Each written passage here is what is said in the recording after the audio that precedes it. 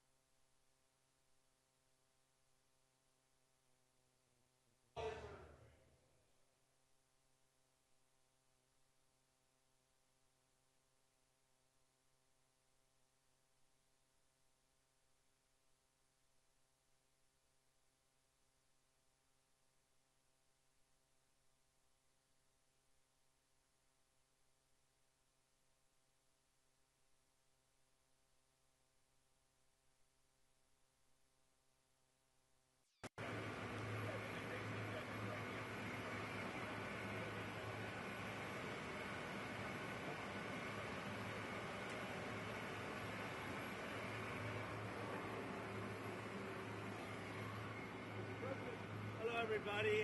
The trip was nice, and the job they've done is fantastic. And this is what you need. And Ron worked beautifully with Christie and all of the people at Homeland Security and got it done in how many days, Ron? 8 days, a new facility was up and running. So. And is this a model going forward, Mr. President? It can be. I mean, you don't always have land so beautiful and so secure. We have a lot of bodyguards and a lot of cops that are in the form of alligators. You don't have to pay them so much. But I wouldn't want to run through the Everglades for long. It will keep people where they're supposed to be. This is a very important thing. We're setting records at the board. You know, we had no people come through last month. Zero, no people. But we're going to keep it that way. So Ron did great, and I want to thank you. Well, look, we thank you, Mr. President. Thanks for your leadership. The border, you did that quicker than we knew you'd do it, but you did it so quick, which is great. But Biden let in how many millions, and you got to take care of them. And so this is one example of state operating this. The feds are approving it, supporting it. We're also going to have 2,000 more at Camp Blanding, which is our National Guard site. And we're the only state in the country that mandates our state and locals, law enforcement, to cooperate with ICE. And it's made a huge difference. On any given day, Florida constitutes about 20% of all immigration arrests nationwide. So what I would just say is, don't let Florida be the only state. We've got very red states that should be doing this just as much as Florida's doing. That will increase their numbers. And then what happens is you'll have a lot of people that will deport on their own because they don't want to end up in an Alligator Alcatraz or some of those other places. So I think this is a model, but we need other states to step up. I was going to ask you, would this be enticing for other states to come up with their own model? They are doing it. We have Louisiana doing it big. Alabama's doing it. We have a lot of states. They seem to be red states and not too many blue states for whatever reason. You know, it's but the red states, Republican-run states, are doing it. The blue states don't do very well at security and policing, unfortunately. What would you say, Kristen? You know, I would say that exactly right. The governor here has been fantastic in forming this partnership with the Department of Homeland Security. We were looking at different contracts with different vendors and thought, why not go straight to our governors and ask them to help us solve this problem? Florida was unique in what they presented to us, and I would ask every other governor to do the exact same thing.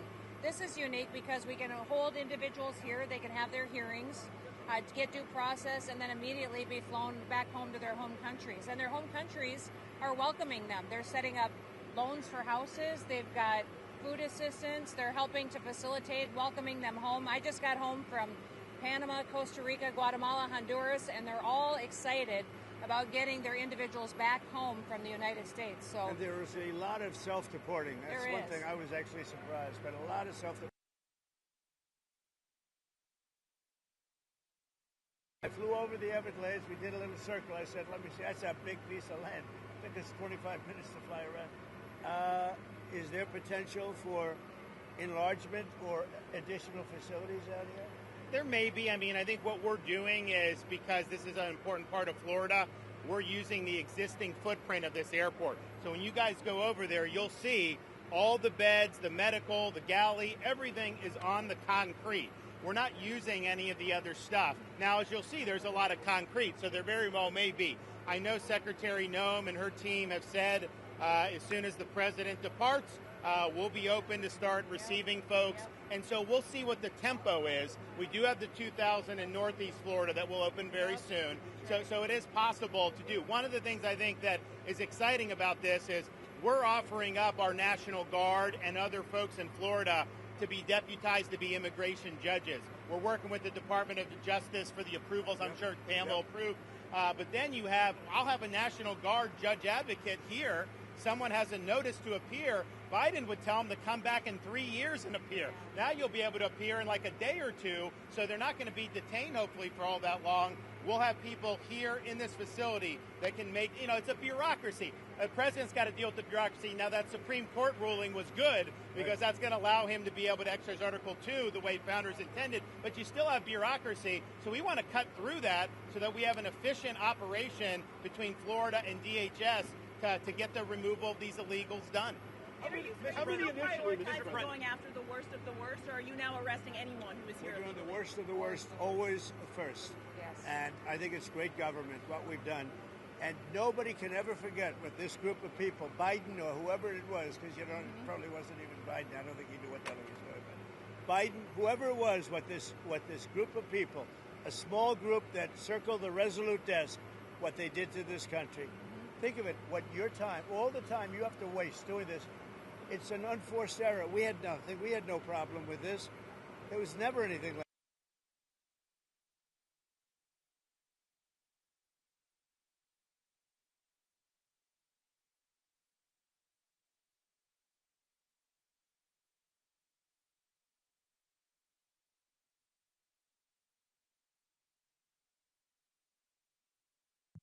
just like an unforced error, yes. Mr. President, in 2018, you suggested putting alligators in the Rio Grande to prevent crossings in Texas.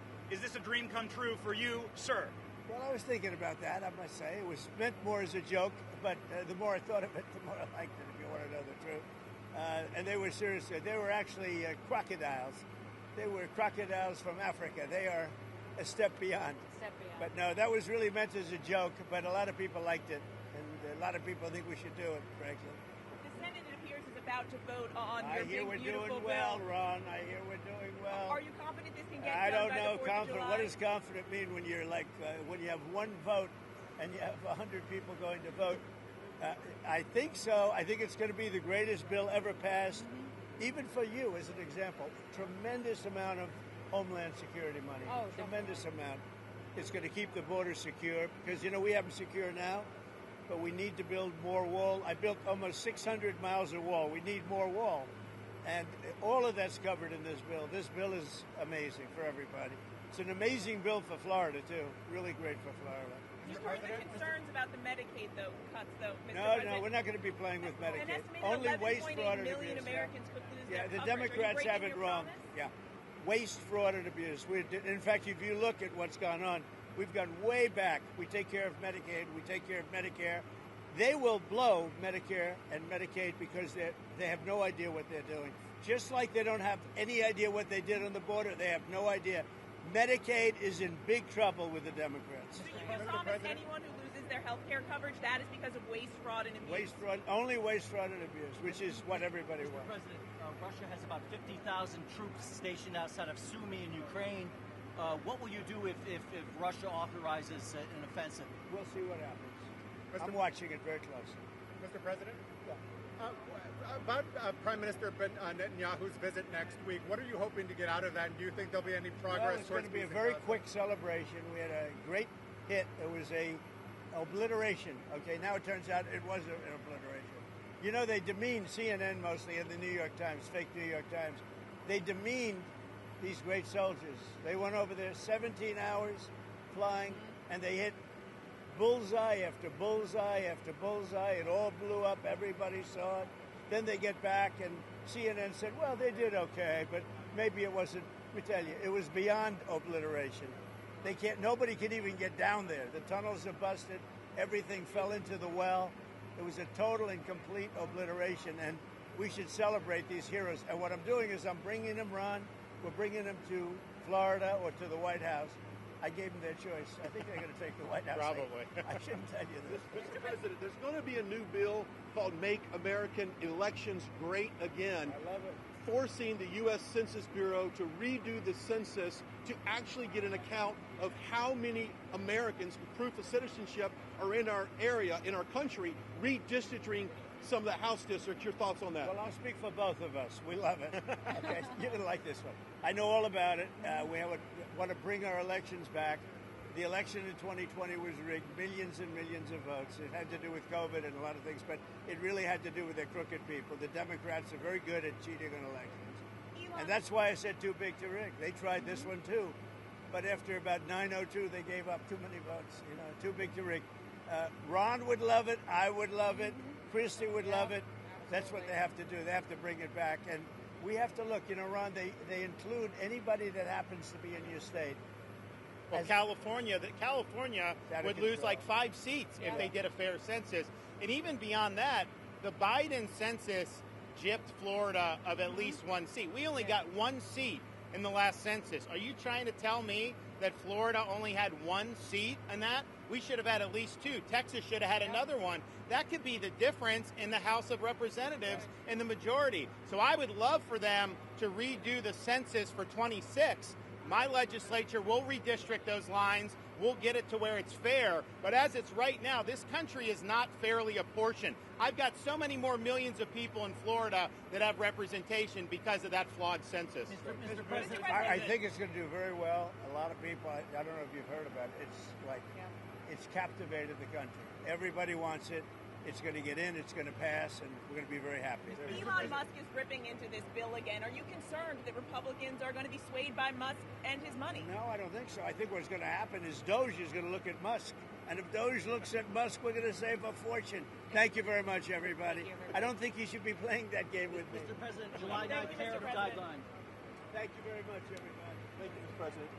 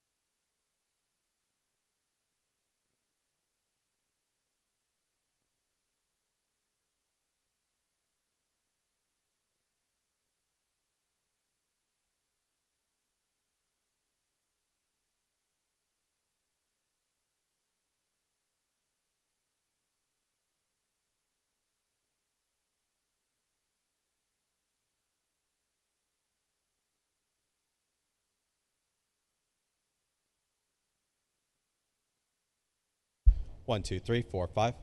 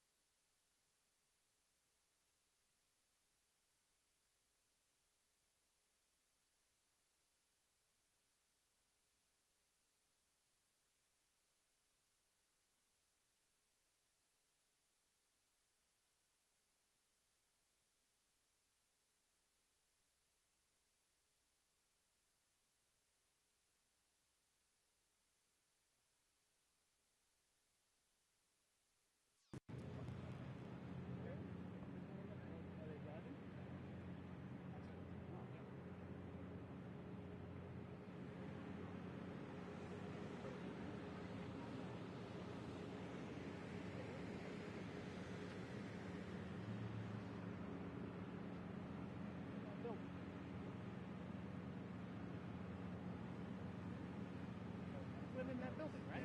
Yeah. He's walking by us. That's what he said.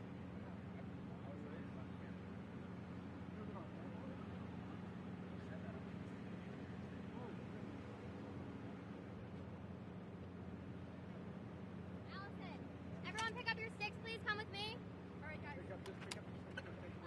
I got it.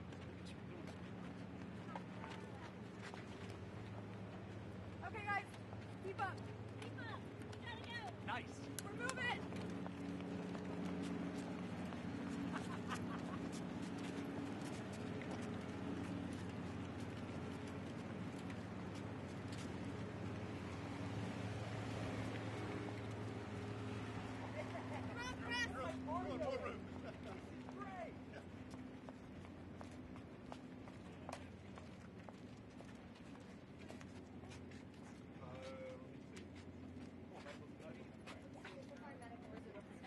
Where they will take. Are we going in? Yes, this is our medical tent. So we're gonna. The president has invited the press to join. Okay. We'll This was on the schedule, right? Yes. Yes, this Are we is able the to do? scheduled stuff. Can I do some audio here on that? Or not? Alan will be out. No, that's stop. Stop two. Oh, like Yes, he has invited the press to join.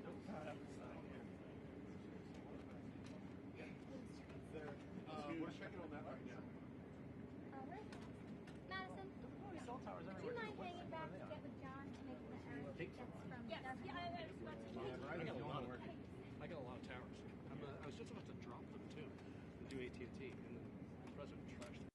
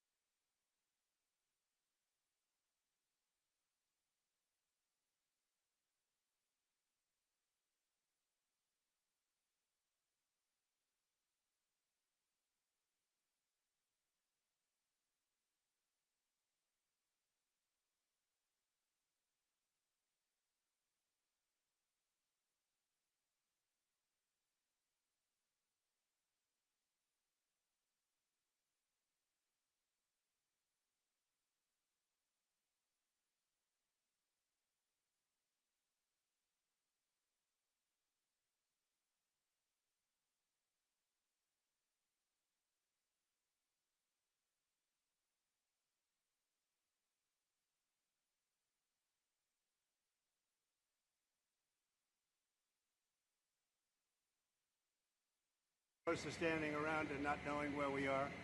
And we're just taking tours through the areas where they stay and the areas where the medical is and all. And they've really done, between Christy and Ron and the whole group, it's really government working together. And congratulations to you two guys. But I wanted you to see it as opposed to waiting for us and then say, how was it, right? It really is pretty amazing. Did they take the vote yet? How's the vote doing? I would normally be home waiting for the vote. Yes, we would. Or be in Congress. That's right. But I wanted to come down and see. I hear the vote's going to be good. So we'll see. You'll let me know. You'll let me know. I will let Have you know. they taken it yet? What's that? They're taking it now. I don't think they've taken the vote yet. It's not Not concluded, but they are taking Boy, wouldn't that be an upset, huh? Are you confident that this can get through the House? And is there any wiggle room on your July 4th? It's the greatest tax cut in the history of our country. And if it doesn't pass, it's the biggest tax increase in the history of our country. That alone, 68% increase as opposed to a massive cut. It's the biggest tax cut in the history of our country, and everybody gets it. Mr. President and Madam Secretary, CNN yesterday pushed an app that lets you track where ICE agents are.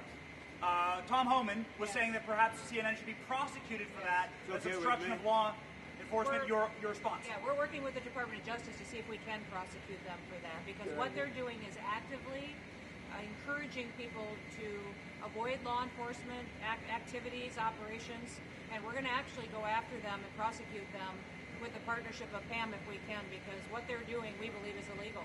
And they may be prosecuted also for having given false reports on the attack in Iran. They were given totally false reports. It was totally obliterated, and our people have to be celebrated, not come home and say, what do you mean we didn't hit the target? We hit the target first.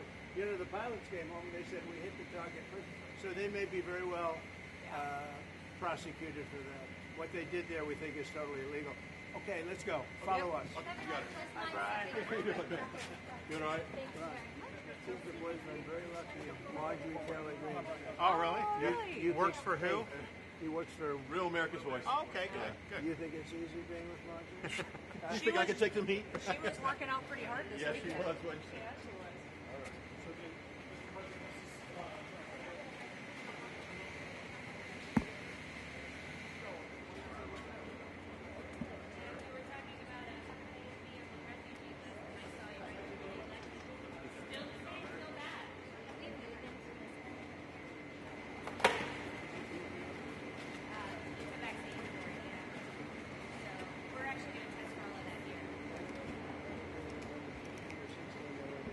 One, though, right?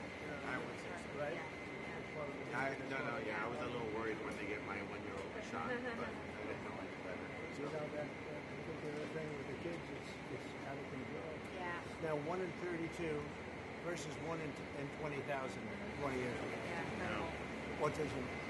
So it was one, think of it, 1 in 20,000 20 years ago. Now it's, I heard 1 in 16 in California. Yeah. 1 in 16. Well, that's because they've been. Now, can you imagine? So there's something, I think Bobby's going to figure it out. So nice to see you, bro. Thank you for visiting Yeah, us down thanks for here. visiting. This is our team, our pharmacist, and our nurse practitioner, our group operating How are officer. you? They actually did all the work. Nice to meet you. Nice to meet you too. Thank you guys for doing this. Thank you for your partnership. You had how many days to do it? We actually just had 24 hours. 24 hours. Yeah. I was relentless. This is like a monoclonal antibody clinic on steroids. We did the monoclonal in 24. By the time they were doing these, 16 hours later.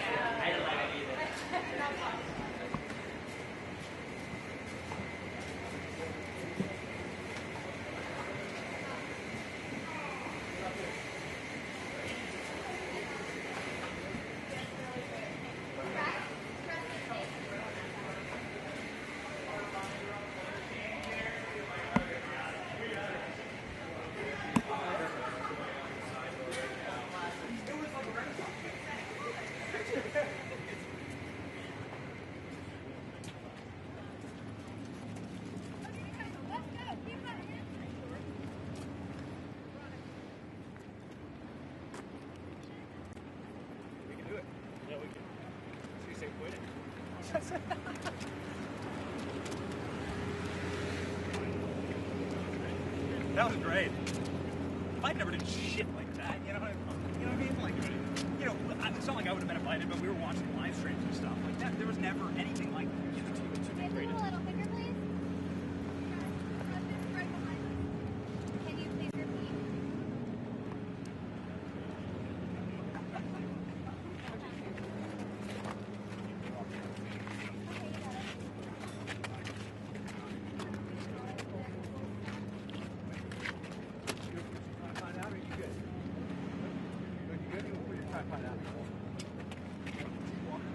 He's walking.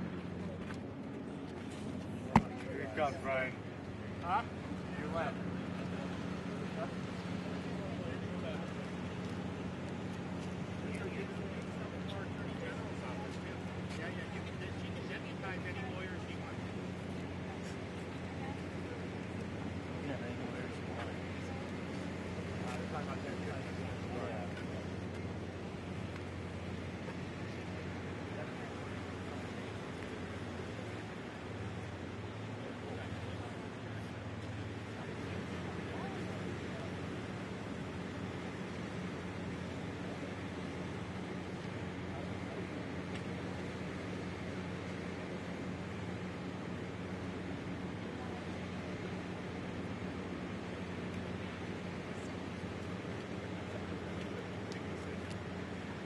some of our staff, Florida Diversity Management staff, some of our APT, some of our programs are going to be working. So, and contributions. It's a period for everybody. I will tell you,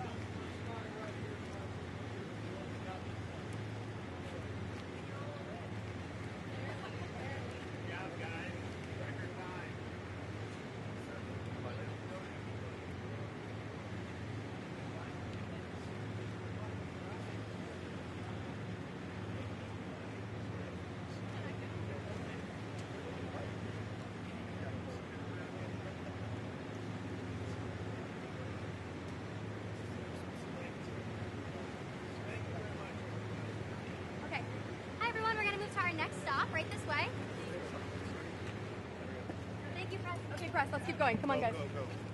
Please run. Run, Press. Run, I'm sorry. Keep up.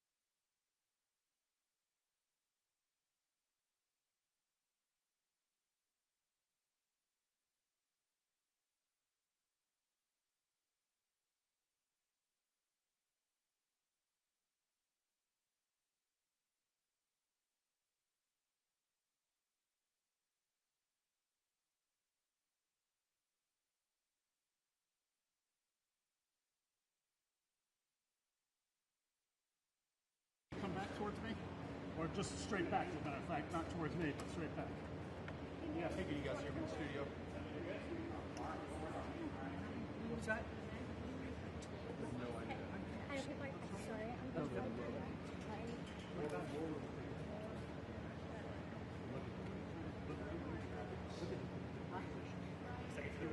What's he saying? What's that? What's Barron saying? Oh, he's eating.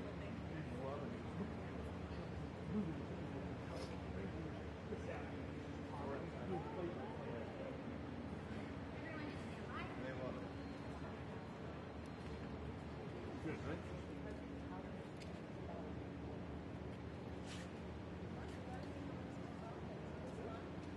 Oh wow, this is the actual ball.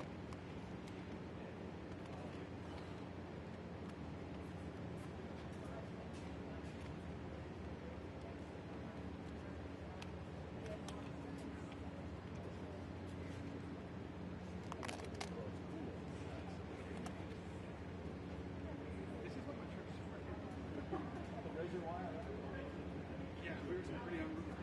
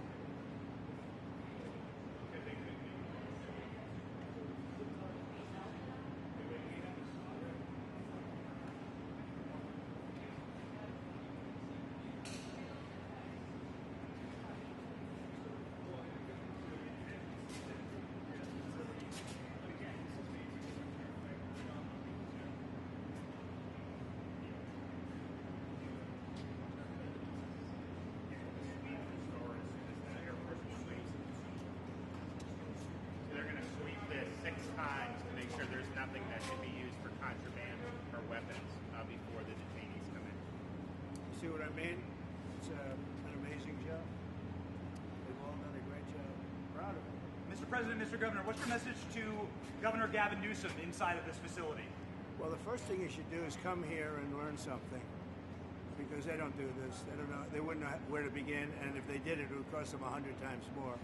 So I would say he should call the governor and Christie, and I'm sure you'd give him because his state is a disaster, and he doesn't do this. Well, they have the original Alcatraz, so you guys could approve him being able to set one of these up over there. I'm sure the secretary would be happy to do that and provide. My sense is he's probably not going to bite on that. But I don't know that they'd be able to come in at cost because they tried to do this high-speed rail. They spent like $150 billion, no tracks. We've got a privately funded rail in Florida from Miami to Orlando. It costs the taxpayer $0, and it's very successful. So it's just a much different approach between states. We're not going to let him get anywhere near Alcatraz. It'll cost 100 times more than they thought. Now he ought to come here and study this because he could learn a lot. Yes. First person checking into the room, sir. Tomorrow.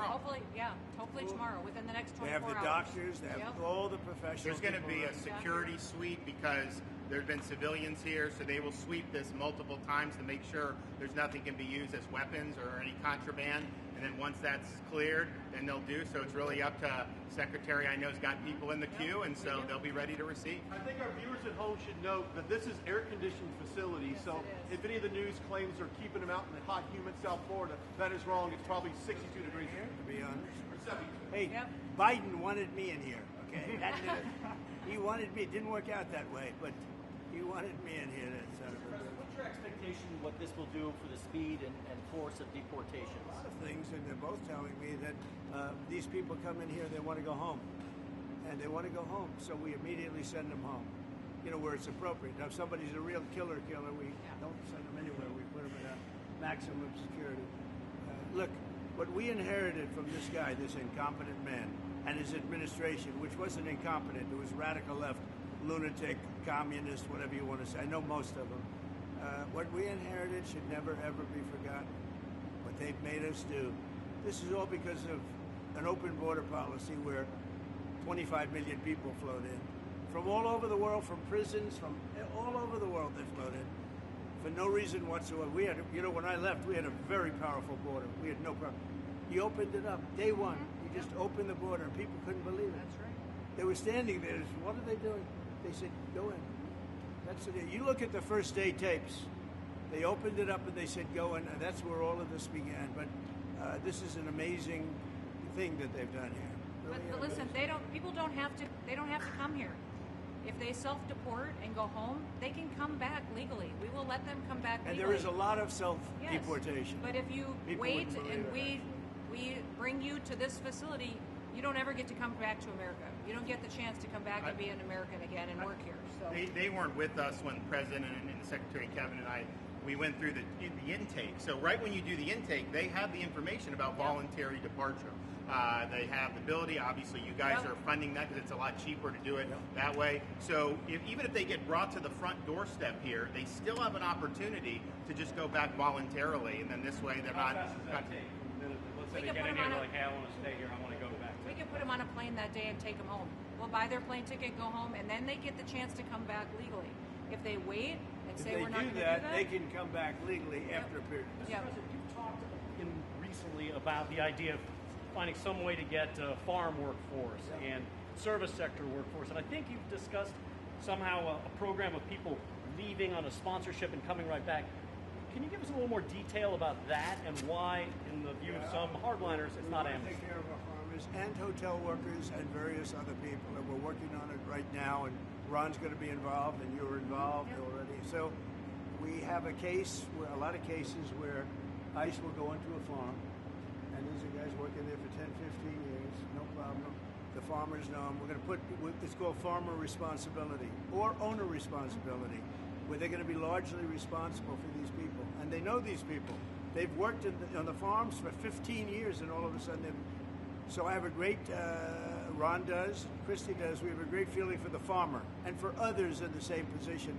and we're going to give them responsibility for people, and we're going to have a system of signing them up so they don't have to go. They can be here legally. They can pay taxes and everything else. They're not getting citizenship, but they get other things. And the farmers need them to do the work. Without those people, you're not going to be able to run your farm. Mr. President, you and the governor tangled pretty hard in the 2024 election. You stand here now. Yeah, you stand here now as partners on this effort. How would you describe the relationship, and what future does Governor DeSantis have? I think it's a 10. Maybe 9-9, because there might be a couple of little wounds. So maybe it's 9-9. I think we have a 10. We get along great. Well, the thing about it is, I endorsed him immediately in January 2024. I raised one of his PACs millions and millions of dollars, and obviously we saved him a lot of money in Florida because Florida was a deep red state.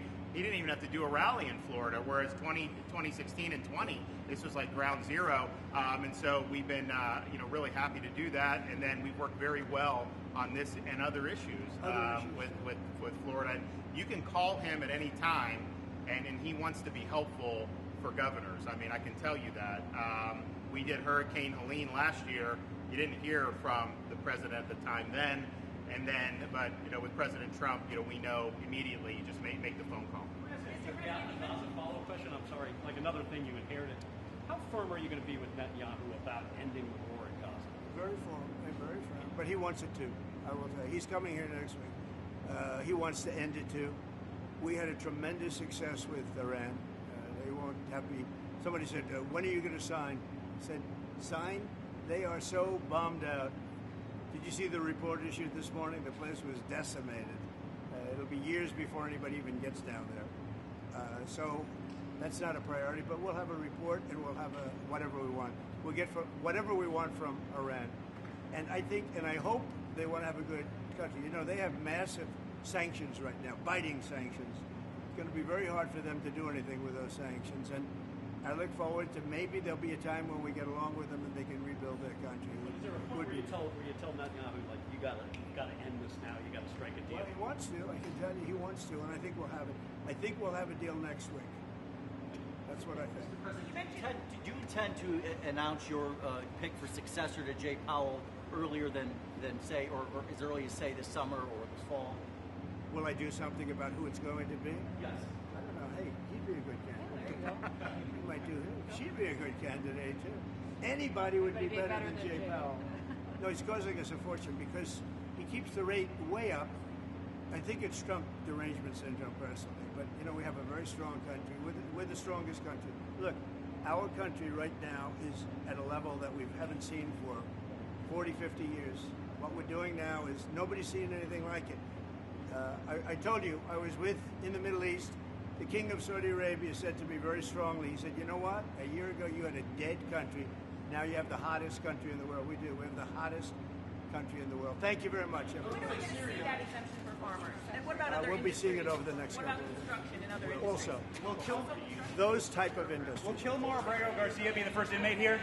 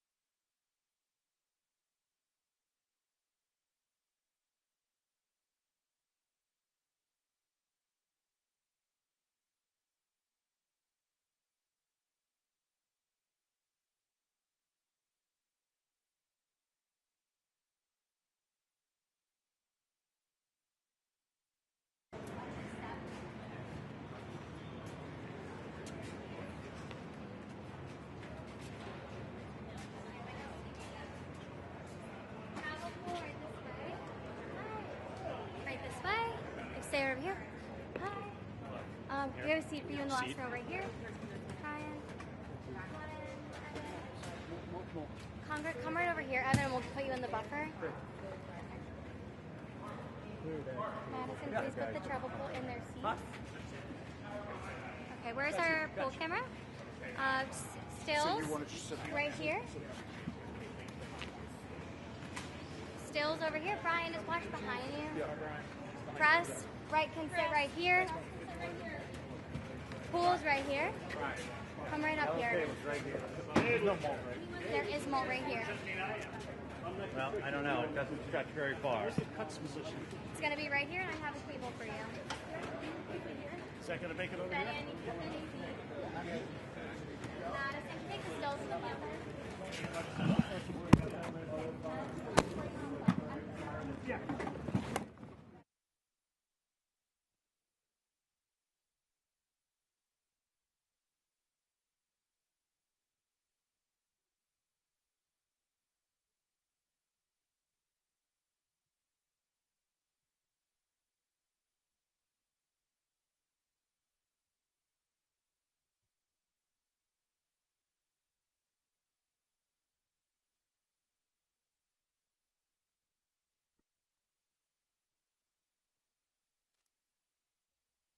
Good job. Even the microphone works well. That's good. Wow. Well, I'd like to just thank everybody for the incredible job they've done. I love the state. As you know, Ron and I have had a really great relationship for a long time. We had a little off period for a couple of days, but it didn't last long. It didn't last long, and a lot of respect for each other. And it's a great honor to be deep in Florida, the Florida Everglades, to open America's newest migrant detention center. It's incredibly built, and you're seeing that yourself. That's why I said, let the press join us on our walk so they can see what's happening. It's known as Alligator Alcatraz, which is very appropriate because I looked outside and that's not a place I want to go hiking anytime soon. But very soon, this facility will house some of the most menacing migrants, some of the most vicious people on the planet. We're surrounded by miles of treacherous swampland, and the only way out is really deportation. And a lot of these people are self-deporting back to their country where they came from. Quite a few. We're amazed at actually the number. We took the FEMA money that Joe Biden allocated to pay for the free luxury hotel rooms, where he's paying hundreds of millions of dollars in New York City. And we used it to build this project, and Narana was just a little fraction of that money. The money they spent on that project, I happen to know the real estate developer. He's a he never really made that much, but he became very wealthy. With luxury, he didn't do well. With people that are not exactly luxury, he's made a fortune. I want to thank Florida Governor Ron DeSantis and Secretary of Homeland Security Kristi Noem and Florida Attorney General James Uthmeier. Where is James? Where is he? You do a very good job. I hear good things. I hear good things about you from Ron, too. No, you really do. He's even a good-looking guy. That guy's got a future, huh? Good job, James. I hear you did really, really fantastic. Worked hard. You're like in the construction business for a few days, right? Huh? Congratulations. For all the hard work and to make this facility possible. It's amazing. Thanks as well to Florida Agricultural Commissioner Wilton Simpson. Where is Wilton? Where are you, Will? Hi, Wilton. Been a long time. Thank you. Congressman Byron Donalds. Where's Byron? Hi, Byron. How are you? Good. Florida Speaker of the House, Daniel Perez. Daniel? Daniel? Thank you, Daniel. Boy, you didn't want to sit up here with us, Daniel. Executive Director of the Florida Division of Emergency Management, Kevin Guthrie. Hi, Kevin. Good job. Acting Director of ICE, Todd Lyons. Todd, great job. And Senator Joe Gruters. He is a great guy. Where is Joe? We love Joe. Thank you, Thank you very much. Thank you. Thank you, Joe. Joe is great. With the help of those incredible Border Patrol agents, we now have the lowest level of daily border crossings ever recorded. As you know, last month, the month of May, just got released 2 days ago, the number of illegal aliens into the United States was zero.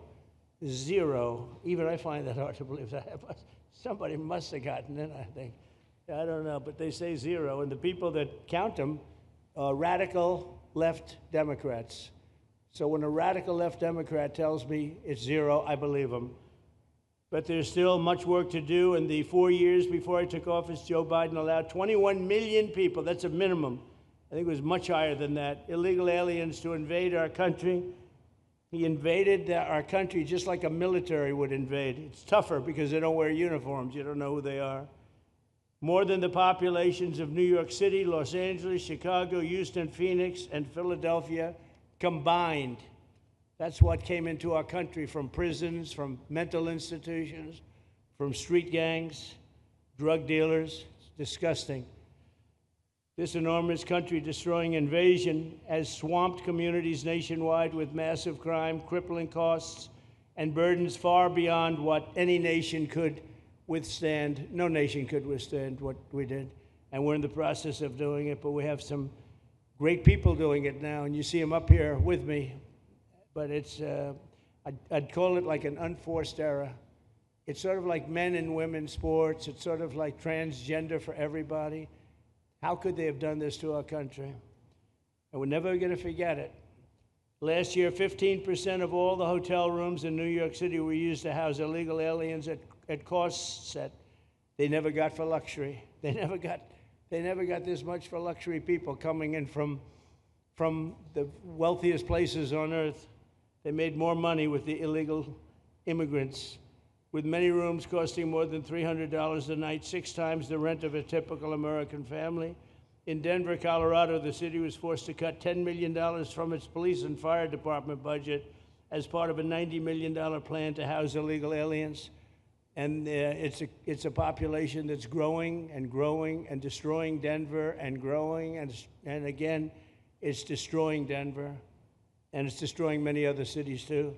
Likewise, one of the city's largest hospital system is drowning in unpaid medical bills, unpaid in the billions, after their emergency rooms were flooded with tens of thousands of illegals, leading to the closure of critical services. And these are really critical services. They can't even keep them open for American patients. The American patients were treated worse than any illegal immigrant. In Los Angeles, 1 in every 4 students in the public school system is from a household headed by an illegal, and most of them don't speak English, so they're in a school system, and they don't have interpreters, they don't have anything, they don't speak English. What a mess, what a mess. Unforced error, all these people allowed to come in. The United States is now spending $78 billion a year on translation. Okay, think of that, $78 billion a year on translation, and smaller numbers on special education programs for non-English speakers in our public schools. So $78 billion, I think that's not a mistake. I would say $1 million maybe, hundreds of thousands of dollars, $78 billion, Joe, on translators and non-English speaking work. Federal government, the Justice Department, it's more than twice the cost of maintaining the United States Justice Department, what we're spending on translation and other things to help. In total, the average illegal alien costs American taxpayers an estimated $70,000. That's each, $70,000. I think that number is even low. If you care about balancing the budget, the single most impactful step we can take is to fully reverse the Biden migration invasion. One of the worst invasions we've ever had. We've never had an invasion like this. We've had invasions, but we've taken care of them. We've never had an invasion like this, and it's with us. And we have some very bad people out there looking to do big harm.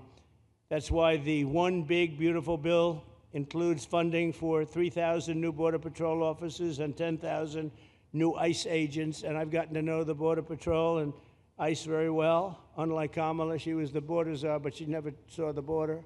She never made one phone call. She was some border czar. She would have been some president.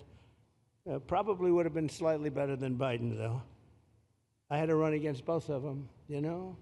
The one guy, it's like a fighter. You knock out the one guy who's doing badly, then they put somebody else in, but fortunately she was a stiff also. Otherwise, I would have been very angry. I would have been extremely angry. The heroes of ICE will also help round up and remove members of the savage drug cartels which are coming back into our country. And we got them out. Now some of them came back in. We just got them out again. And that's going to be a vicious cycle. But these are foreign gangs. They're horrendous people, killers, that have infiltrated our territory, including 8 which we have designated as foreign terrorist organizations, which gives us a lot more power for speed and getting them out much easier. And we had a great court victory, as you know, on Friday that allows us to do what we have to do from the Supreme Court of the United States. In 5 months, my administration has already arrested over 2,700 members of the murderous Venezuelan gang known as Tren de Aragua, including a pack of these sadistic animals arrested last month with over 280 guns, and these are guns of the latest caliber. These are guns that were made over the last period of less than a year, getting brand new guns, the latest and the greatest. Every day, our brave law enforcement officers are hunting down and deporting migrant criminals who have committed heinous crimes, including more than 13,000 murders, 11,888 to be exact, but I'd probably say the 13,000 is right also. Think of it, 11,888, and more than half of them, they committed more than one murder. So, Ron, many of them are out of here already, but it's still it's a hell of a number to be confronted with. Just this year, ICE agents in Miami have apprehended illegals with arrests for murder, kidnapping, rape, child sexual abuse, and arson, people of the worst order. We're getting these monsters out of the United States, out of Florida, out of all the places that they're in. And on January 20th, I signed an executive order empowering governors and state police to be deputized to enforce federal immigration laws, and Ron's already taken advantage of it. It's a tremendous advantage for the states. Most of them are doing it. Actually, the blue states tend not to do it. Even a couple of them have, though. And I want to express my tremendous thanks to the state of Florida for embracing this opportunity and being a true partner. They've worked so well with the federal government. It's been just a beautiful, beautiful partnership. So, Ron, I'd like to thank you personally. You are my friend, and you'll always be my friend. And we may have some skirmishes even in the future. I doubt it, but I will always come back because we just we have blood that seems to match pretty well. We have a relationship that's been a very strong one for a long period of time, and I appreciate it, very much appreciate it. And also, Secretary Noem, I'd like to have you say a few words. You have been unbelievable, the job you've done. You and our favorite person, Tom Homan, have done, and your whole staff, because it's a lot of people, and Tom acknowledges it all the time. He respects you so much. He respects the staff that you both built. And you're really doing one of the great jobs. And it was great that you could work with Ron in Florida so well. Built such a great facility. So please say a few words. Thank you very much. I don't know if this will work. Well, thank you, Mr. President. First of all, I want to thank you for putting the safety and the security of the American people first, and the way that you never lose focus on making sure that America stays our priority and that the families that live here get the chance to grow up and to raise their children in communities that are safe and that give them an opportunity to pursue the American dream. This facility here is a fantastic representation of what can happen when all of government works together and when it's accountable to the taxpayers and to the citizens that live here. The President signed an executive order that allowed us to build partnerships with states and with local law enforcement officers, which is exactly how things should function in this country. More power, more authority given to people locally so that they can take control of their own destiny. And so we have already been working under the 287G program to deputize law enforcement officers, whether they be state highway patrol, local sheriff's departments in all of our states, and allow them to go out with our ICE officers, our border patrol officers, and make sure that we're getting the worst of the worst off of the streets. We also recognize that as we've been doing that and returning people back to their home countries, that we need detention facilities. We need beds to put them in place so that they can have their due process before they return home. And this facility is exactly what I want every single governor in this country to consider doing with us. What happened to start this conversation was that a young man named Jimmy Percival in my office, my general counsel, who came from Florida and used to work here, called up the Attorney General and the governor and said, hey, what do you think about partnering with us on a detention facility that we could put in place that would allow us to bring individuals there? There's an airstrip close by. You guys volunteered the assets that you have and the connections that you have and worked with Kevin extensively so that we could come here, have their due process given, and return them home to their countries. And in 8 days, this facility has been stood up. And I want everybody to recognize that detention facilities that ICE adheres to is a higher standard than is required at state levels, at local Department of Corrections facilities, sheriff's offices. This is a state-of-the-art facility, air-conditioned, isolated though for security purposes, which is very helpful.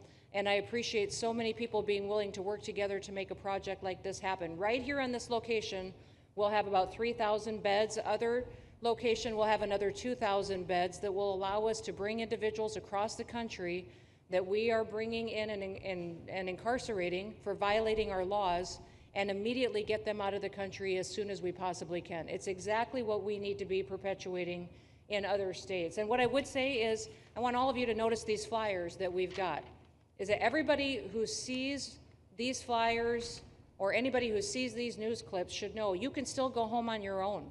You can self-deport. If you go on the CBP Home app and go home now, you will get the chance to come back to the United States legally. You will get the chance to come back and do it the right way. If you don't, you may end up here. And you may end up here and being processed, deported out of this country, and never get the chance to come back. That is the consequences of breaking the law in the United States of America. Listen, our job is to uphold the law. This is a country of laws. We have a border now, and because we have a president that cares and recognizes that we need to be a nation of borders and a nation that upholds the law. If you break the law, there's consequences.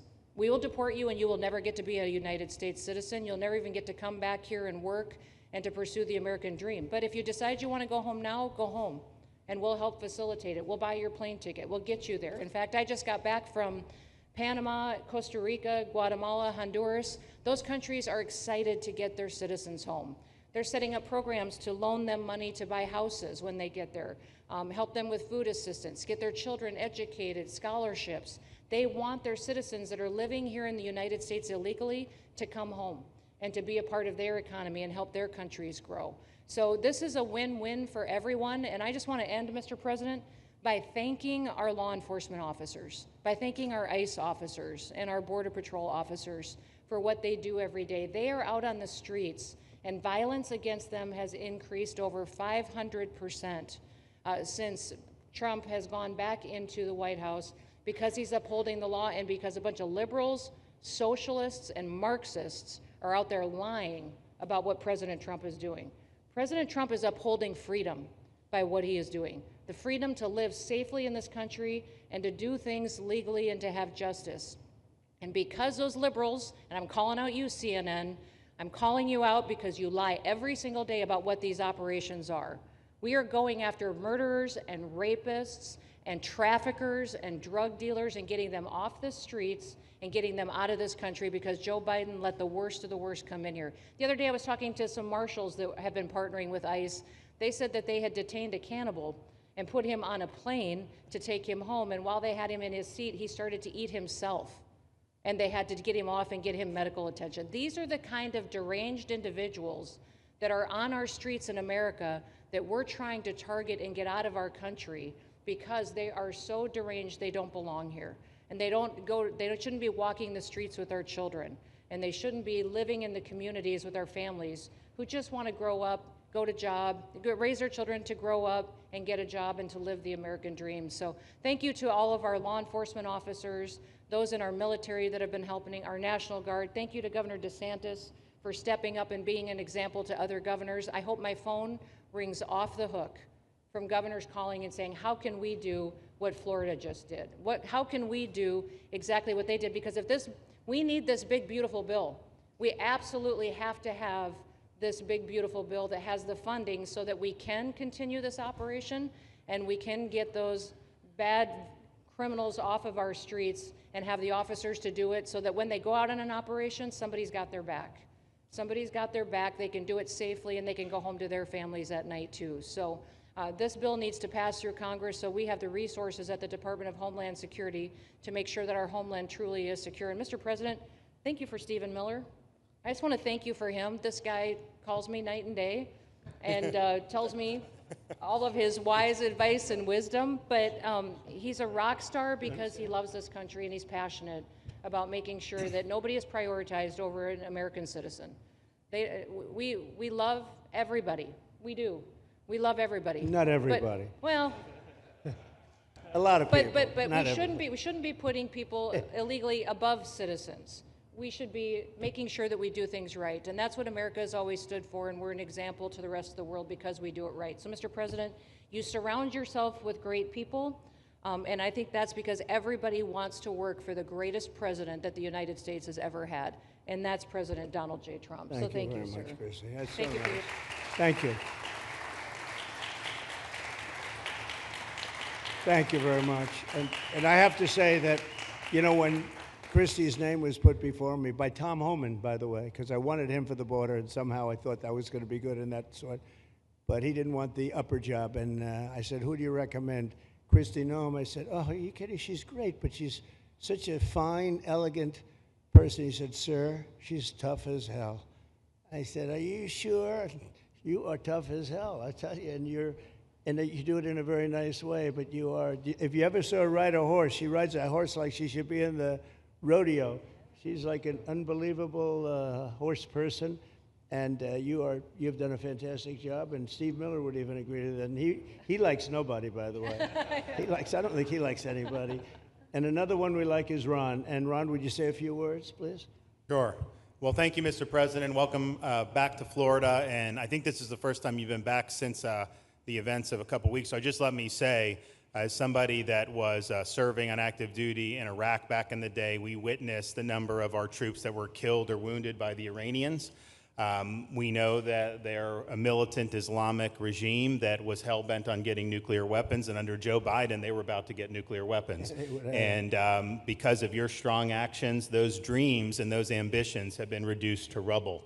And I thank you. I know a lot of veterans thank you, and people in Florida really thank you for stepping up and really making a strong, tough, but strong decision. I think we're much safer as a result of that. Now, on the immigration, I think President Trump's election represented the chance for us to finally solve this illegal immigration and border problem once and for all.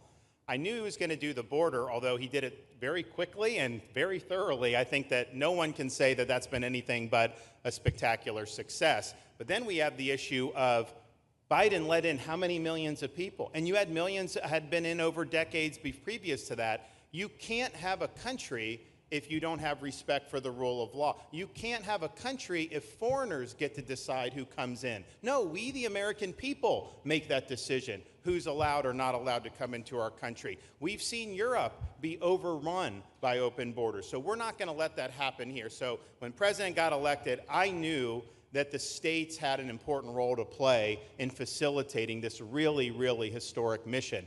We're the only state in America, Florida, that requires full cooperation with ICE from all state and local law enforcement entities. And what is the net result of that?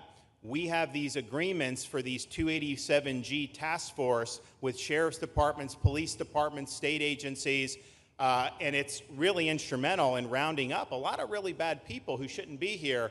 If you look at the number of those full-blown 287G agreements that have been executed around the country, the state of Florida counts for 60% of those. If you look at the number of immigration arrests of illegal aliens on any given day, the arrests happening in Florida constitute between 15 and 20%. Nationwide. So we're all in on this because we understand how important it is to our citizens. It crowds schools, it crowds medical, it crowds housing. Yes, you have illegal alien crime as well, and people want the problem solved. And the only way we're going to solve it is if states like Florida step up and help the president, help Secretary Noem get the job done. Now, this facility here was really in response to us working with DHS and ICE from the time the president got sworn in. And the number one thing they kept coming back to was Biden decimated the agency. I mean, let's just be clear. You could have illegals in Florida. Biden would just release them. Even when they had notices or they had orders to be removed, Biden wouldn't send them back. So their interior enforcement collapsed under Biden.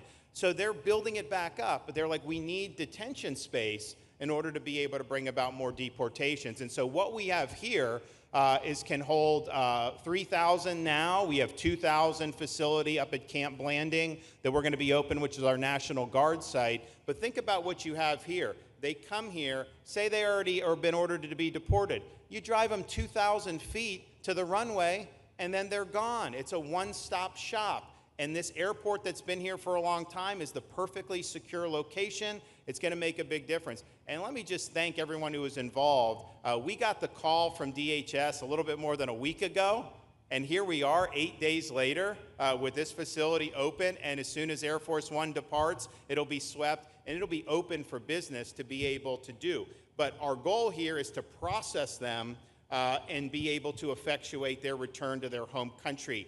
This is the opposite of what they were doing in New York by just putting them up in a hotel and then just letting them stay there indefinitely. No, we want to be able to send back. And when you walk into the processing, the President and I, Secretary Noem, Kevin Guthrie, walk through that initial intake, the first thing you see is information on how to go home on your own. Why would you want to come through Alligator Alcatraz if you can just go home on your own? I think a lot of people are going to make that decision. So you're going to have a lot of deportations that are going to be done by the administration, but I think you're going to have a lot of voluntary as well. So this is a force multiplier for the president's efforts. I would just say and echo what Secretary Noem says. There is no reason why other states can't be doing it. And I know Louisiana, Texas, a couple of them, but we've got if only the red states did this, they would be able to expand their capacity by tens of thousands, maybe 50, 100,000 on a given day. That's how you really start to make a difference. And so we're proud to be able to partner with the Trump administration on that. Mr. President, thanks for coming down. I think you highlighting this is going to move the needle in a big way throughout the country, and I think it's going to help all of us achieve the really big results that I think our voters want to see. Thank you. Great job. Thanks. Thank you, Mr. President, for the opportunity. My name is Kevin Guthrie. I'm the Executive Director of the Florida Division of Emergency Management. And I'd also like to thank President Trump and the Department of Homeland Security Secretary Noem for joining us here today and for their continued support. I want to thank first by thanking the man to my right, and that's Governor Ron DeSantis, whose bold leadership and swift action made this project possible. Make no mistake, this facility would not be standing here without the President, the Secretary, and the Governor's vision and determination to uphold the rule of law. Florida is and will always be a law and order state. Even before the President took office, the Governor made it clear that illegal immigration would not be tolerated in the state of Florida. When the President and the Secretary asked Florida to help, the Governor empowered our state and private partners to work collaboratively and deliver real results on a rapid timeline. The Florida Division of Emergency Management is best known for leading the nation in hurricane response and other natural disasters. We understand how to act fast without bureaucracy in the face of any emergency. Our teams built roads in 8 hours, bridges in 3 days, base camps in 72 hours, and full causeways in 2 weeks. Getting things done quickly, efficiently, and correctly is at the core of our mission. We simply just want to be the best at what we do in the nation. When the Governor called me, and we answered, and we were proud to bring our logistical expertise to the table. We know how to set up base camps for guardsmen, first responders, linemen, volunteers, and other aid sources, and distribute that in a matter of days before a storm. We're able to translate this knowledge to what we did here at Alligator Alcatraz. Florida has put the best teams together who check their individual logos and egos at the door to get this done. Not just for you, Governor, but Mr. President, for you as well. There are over 13 different vendors that came together to get this solved in 8 days. Truly a whole of private sector partnership to get that done. Behind you on these boards, in only 8 days, we have built a fully compliant detention facility with a detainee capacity of up to 3,000 people, with room for additional capacity if you asked us to do so. The detention facility includes over 158,000 square feet of housing and is a fully aluminum frame structure rated for winds of 110 miles an hour or a high-end Category 2 for those people that don't think that we're taking that into consideration. This is Florida, by the way. Power supply is fully redundant with backup generators in place. We've put a staff village here on site with a capacity of 1,000. Our services are hot meal 3 times a day, 24/7 medical facility, pharmacy, air conditioning, access to indoor and outdoor rec yards, legal and clergy support services, laundry. Our security element is over 200 security cameras throughout the facility, more than 28,000 feet of barbed wire, 400 plus security personnel to include 200 men and women, soldiers and airmen underneath Major General John Haas's command as the Adjutant General of Florida. And it's all surrounded, as you pointed out, Mr. President, by 10 miles of beautiful Florida Everglades. Contingencies, as with all state correctional facilities, we have a hurricane plan. We will not wait for a Cat 2. We will follow our normal evacuation procedures as we do for any other facility statewide in our great state of Florida. We have on-site fire and EMS resources so that we do not we don't burden the locals with any type of response. All in all, sir, this has been a perfect state logistics exercise for this hurricane season. Everything we did here in the last 8 days, God forbid, if we have a hurricane, we're going to do it again. This was a dress rehearsal for us, and we are ready, willing, and able to support you, sir, the governor, secretary, and everything that you need us to do. Just a week ago, it was a taxiway and a runway, and now is a fully functioning facility. We are happy to support you, Mr. President, Governor, Secretary. Fantastic, Joe. Thank you.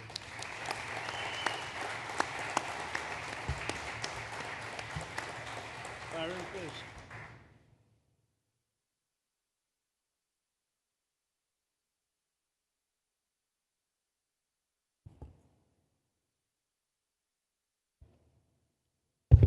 There we go.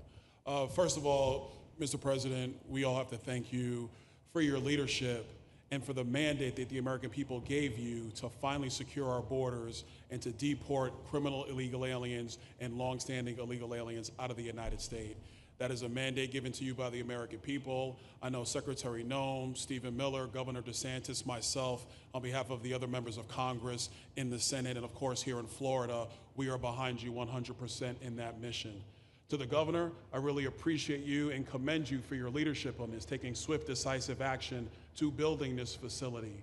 One of the things that has occurred because of the work you did earlier this year with the legislature is that our sheriffs are out there every single day. They are arresting these criminal aliens in our streets, and they're seeing some backlog in their jails. So this facility primarily goes to address some of that backlog and then to help us fulfill the mission that the president has led us to. So Governor, thank you for your leadership and thank you for your decisive action on this. It really does mean a lot to all the people of Florida, of course the people of the 19th Congressional District. Secretary Noem, I mean, what can I say? The president's right, you're double tough. So we appreciate all your leadership. You and Tom Homan have been doing a great job. And I'm actually going back to DC after this because we have to vote on one big, beautiful bill in the House. We have to get that to the president's desk so we can get you the resources that you need to fulfill the mission that the American people have asked us to do. I totally agree with what Mr. Guthrie has said. This is a logistical marvel when something like this occurs. We've seen Florida Department of Emergency Management answer the bell time and time again. The governor has said we need to accomplish this, and DEM gets that job done. And we had a side conversation about, I know there were some concerns. People were like, well, what happens if a hurricane comes? What happens if this happens? And I looked at Kevin Guthrie and I said, you already have a plan, don't you? And he goes, of course we have a plan. You know that we do. This is what Florida does, Mr. President, and so I want to commend you for your leadership and your vision on this. Governor, thank you for all that you've done with your vision and determination. Secretary Noem, we're going to get the bill done so you get the resources you need. See you, sir. Thank you very much. Oh, thank you. Wow. Thank you.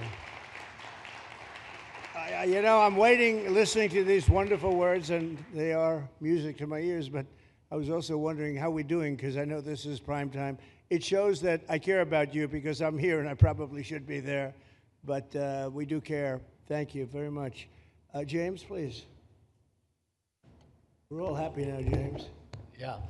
Well, I can speak on behalf of all of our sheriffs, state law enforcement, our police chiefs. We are going to continue to make arrests, our pedals to the metal, as many as we can. We want to fill this place up. The governor and Kevin have shown they can build bridges in 3 days, so why not some detention facilities? Hopefully there's more to come. And you really kind of were the inspiration for this. We like the idea of reopening the original Alcatraz. I don't know if that can happen or not, but we thought, hey, we've got our own natural Alcatraz in the middle of the Everglades. Great runway, great perimeter, so let's make it happen. In Florida, we walk the walk, and we will deliver for all of you. Thank you. Well, I heard you were responsible for the locational pick, and you cannot have picked a better location. I said, whoever the hell made this choice, I know you're taking a little heat from some environmental groups, but I take it all the time, and that's an honor.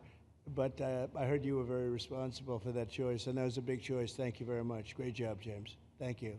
You want to finish over here, and then we'll go over here. We'll go back and celebrate the big, beautiful bill that you just got passed. You sure that's right, Brian? Yeah, all right. Wow, good. He's doing a good job. Right. Wow. Mr. President, first of all, I just want to say how grateful we are that you're back here in your home state of Florida. You've been doing an amazing job, not only at our border, but around the world, keeping this country safe and Americans. We are grateful for your leadership. God had a plan for us, and it was Donald Trump. So thank you for that. As a member of the Immigration Board and as the Commissioner of Agriculture of this state, I've been happy to help lead with the governor and the rest of the cabinet on this issue. We're very proud, Secretary Noem's here today and others, to represent not only the United States in our efforts to make this commitment to keep our citizens safe, but we're going to continue in Florida to remove the barriers to have your vision come true of a safe United States. We're going to get these illegals, the illegal criminals out of this state, and we really appreciate you and your leadership in this effort. So thank you for being here Thank you today. very much. You're doing a great job, too. Thank you. Thank you, Mr. President. Joe Gruters, State Senator. I'm a member of your Homeland Security Advisory Council, your Vice Chairman. Thank you for that appointment. And thank you for coming back to Florida and everything that you do.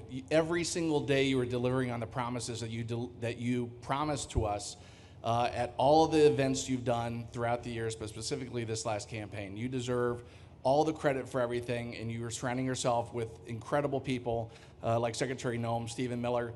And just like your big, beautiful bill here in Florida, there was a lot of commotion about our immigration bill. And we had 3 B's in that: beds, badges, and bad guys. And this goes right along with our beds and the resources. And I give the governor, Ron DeSantis, a lot of credit for stepping up and making sure that we all work together, because at the end of the day, even if sometimes there are skirmishes, as a result of the back and forth, we ended up with a better bill, and we all win. And what we're doing here in Florida hopefully will happen all across the country. You've done, your leadership is amazing. Keep up the great work, and just know that Florida loves President Donald J. Trump. Thank you very much, Joe. Appreciate it for a long time.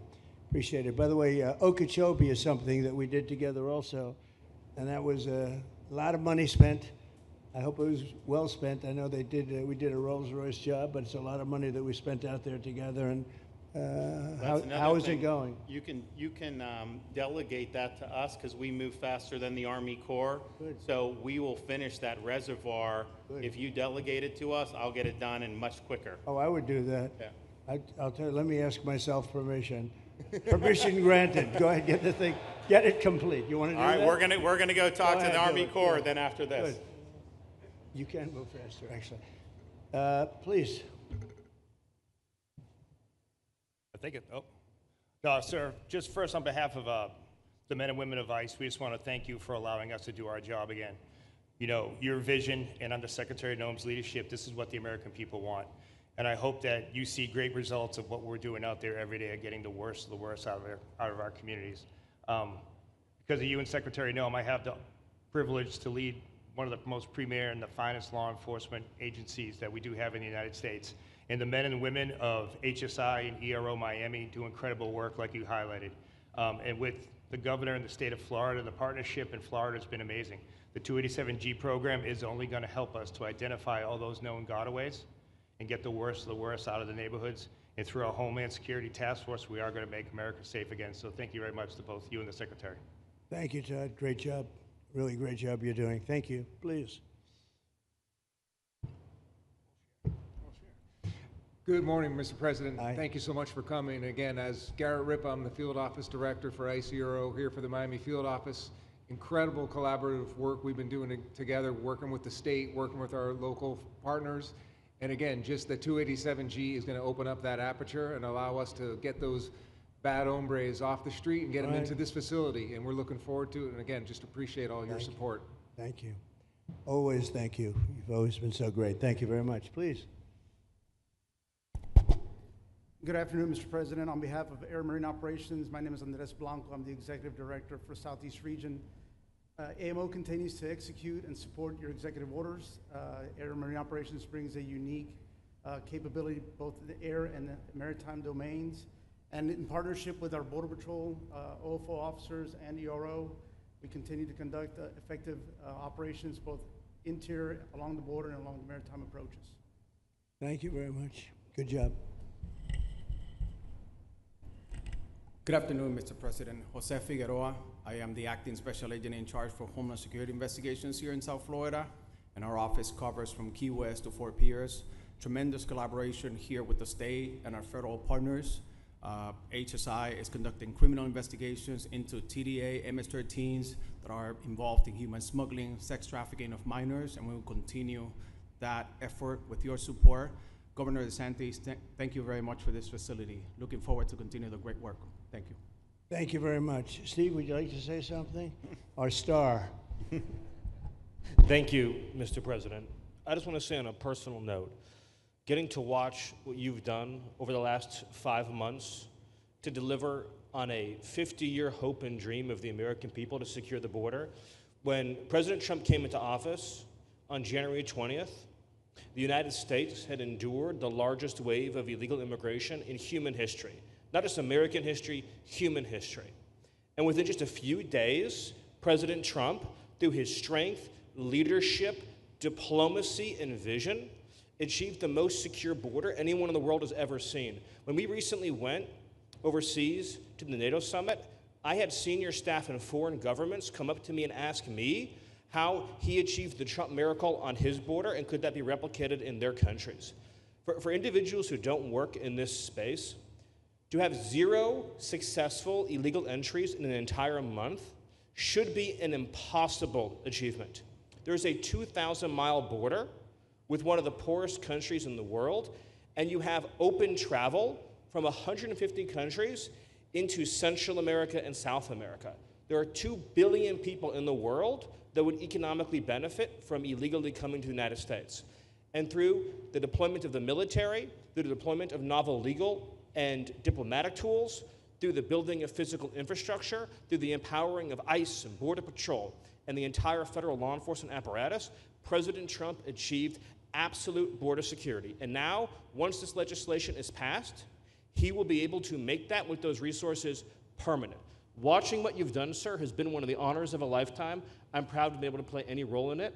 And what President Trump is going to achieve next with the resources in this bill will make America safer, stronger, freer, more sovereign, and more prosperous than it has ever been before. Thank you, sir. Thank you, Steve. Oh. Thank you. And the bill is going to be great for Ron. It's going to be great for Florida, too. A lot of set-asides for Florida, some of the things that you wanted to do. And so it's great news to hear that it was approved. Do you want to take a few questions, Ron? We'll take a few questions from these.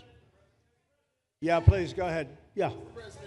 Thank you, Mr. President. Given the likelihood of the One Big Beautiful Bill passing, and we look forward to the success of this facility here, how many more facilities like this do you feel that the country needs in order to enact your agenda of mass deportations? Well, I think we'd like to see them in many states, really, many states. This one, I know Ron's doing a second one, at least a second one, and probably a couple of more.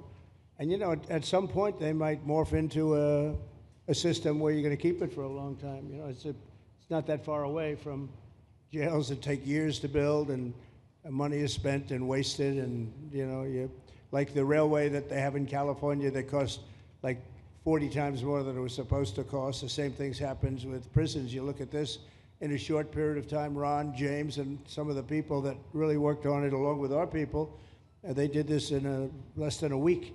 And you look at it, it's incredible. The incredible thing is picking the site, because the site was one of the most natural sites. It might be as good as the real Alcatraz site. You know, it could be. Well, that's a spooky one too, isn't it? That's a tough site. But so I think it could last as long as they want to have it. I mean, you may morph this into, your prison system, frankly, which I know you always need, unfortunately. I'd like to say, a little controversial, but I couldn't care less. We have a lot of bad criminals that came into this country, and they came in stupidly. It was an unforced error. It was an incompetent president that allowed it to happen. It was an auto pen maybe that allowed it to happen, and it did happen. But we also have a lot of bad people that have been here for a long time, people that whack people over the head with a baseball bat from behind when they're not looking and kill them, people that knife you when you're walking down the street. They're not new to our country. They're old to our country. Many of them were born in our country. I think we ought to get them the hell out of here, too. You want to know the truth. So maybe that'll be the next job that we'll work on together. But I think getting them out, we forget about them. We had some bad accidents in New York. And they're not accidents. They were done very much on purpose. People being pushed into a subway just before it arrives, going 40 miles an hour. And they're 10 feet away from where the thing is, to get pushed right into the face of the subway train, get whacked and killed. And these are sick people. I'd like to get them out of here, too. Yeah, please, go ahead. White shirt, glasses. Julio Rosas, Blaze Media, sir. A couple months ago, I ran into former DHS Secretary Mayorkas, and I asked him a couple questions about his disastrous handling of the border. He didn't like my questions. But the number one question that I heard from people in responding to my video was, why hasn't he been arrested yet? Obviously, you guys are cleaning up the mess that was made deliberately for the past 4 years, and so people want accountability. It's great to see that the border is secured, and it's great to see the state level cooperation. But I guess I would ask you, why hasn't he been held accountable, or anybody really? Well, pardons were given out by to many people, and they shouldn't have been given out. Like the Unselect Committee of Political Thugs was given a pardon because they destroyed all of the information from 2 years of hearings, and they should be arrested, but they were given pardons. Was he given a pardon, Mayorkas? Was he not? I don't believe so. Well, sir. I'd take a look at that one, because what he did is it's beyond incompetence. Something had to be done. Now, with that being said, he took orders from other people, and he was really doing the orders. And you could say he was very loyal to them, because it must have been very hard for him to stand up and sit up and talk about what he allowed to happen to this country and be serious about it. So he was given orders. If he wasn't given a pardon, I could see looking at that. In fact, why don't you take a look at it, Kristen? He was impeached, but yeah, it was just a fake impeachment. It was a fake impeachment. Why don't you take a look at it? I think he was so bad. They were all so bad. Look, it was the worst president in the history of our country. We've had some bad ones, but he was the worst president. But somebody told Mayorkas to do that, and he followed orders, but that doesn't necessarily hold him harmless. So take a look at it. It's a very good question, actually. Thank you. Yeah, please. Go ahead. Mr. President, you and the Secretary have both said that many people have self-deported since you came back into office. Yeah. How many is many, and has the rate gone up? How do you see the tempo of that moving forward going on?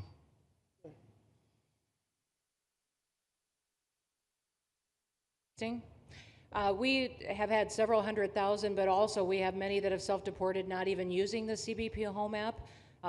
When I have gone to these other countries to negotiate security agreements and information sharing on criminals, who's coming and going into their countries, they report that hundreds of thousands have come home that weren't on our radar, that they are coming home on their own and self-deporting because they want the chance to be able to go back to America someday. So we believe it's over 1 million, possibly more than that. I'm asking all of those countries for their information on what they have of individuals that may have returned home, that they have taking advantage of their programs to help them become a part of their civilization again, too. So we know it's over 1 million, but we have to, I'm getting more information, and that number will grow.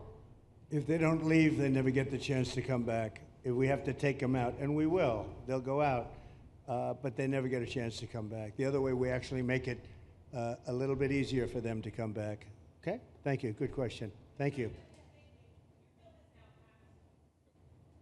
now passed in the Senate, but we are already hearing from some Republicans in the House who say they cannot get on board with the changes that were made to the bill in the Senate. What is your message to those holdouts?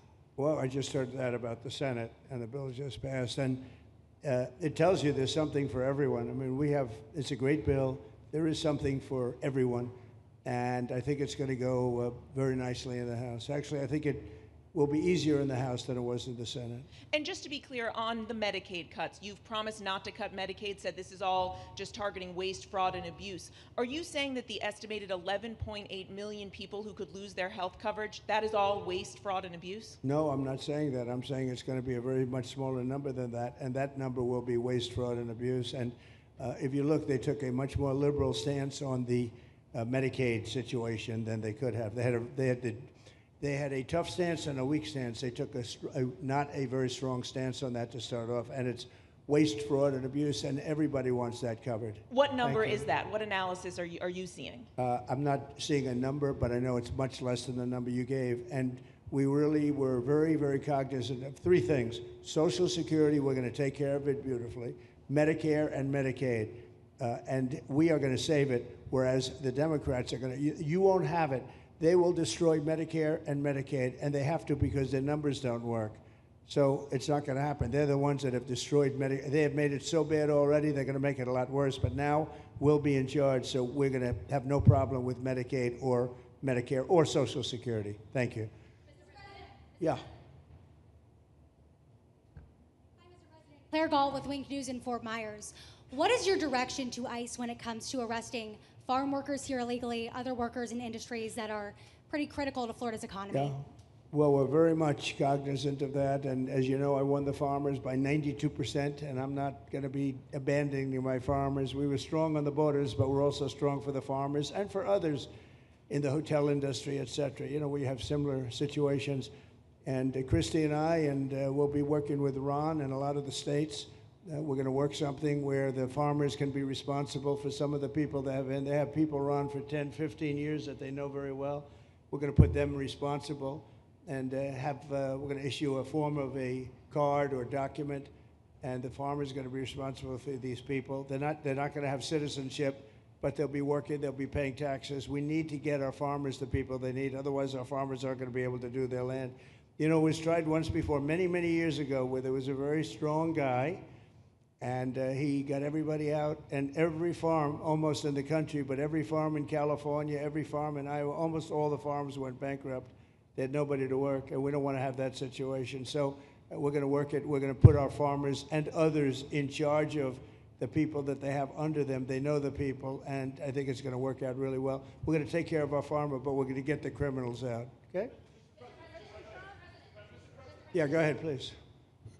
Thank you. Mr. President, how do you respond to critics who fear that a 3,000-bed detention center and the waste that could produce will pollute the surrounding federal protected land, including land that both administrations have invested billions of dollars in restoring? Well, I was one of those that invested billions of dollars and hundreds of millions of dollars right here in the Meadowlands, but in the Everglades, and the Meadowlands too in New York. If you look at what we did up there, speaking of the Meadowlands, a lot of places like this, but this is a very unique one. One thing I'll say about this land, we'll be gone a million years and this land is still going to be here. It's not going to be much different. You'll have the water moccasins, you'll have the alligators. You may not have people, but you're going to have all those animals. They're going to be around, and you got plenty of them out here. I think it was a brilliant choice, and I think almost anybody in his or her right mind would say this was a brilliant choice. I give the governor a lot of credit for using this piece of land. And in addition to that, it's on top of something that was already developed. It's an airport. You know, you have the runways, so it's already been developed. So it's not like you're dropping dirt right into the thing. There was zero movement of that. That was done many years ago because the airport's very old, but it was an abandoned airport. And frankly, it's like perfect. And you can do expansion on this site substantially without doing anything. So the people, I heard them complaining about the Everglades. There's no, I don't think you've done anything to the Everglades. I think you're just enhancing it. This was already here. How long has the airport been here? Decades.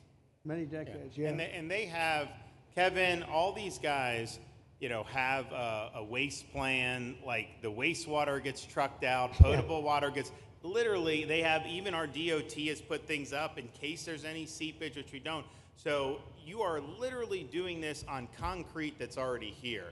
So I don't think those are valid and even good faith criticisms, because it's not going to impact the Everglades at all. President's been a champion, we've been a champion, really changed the game in Florida on it.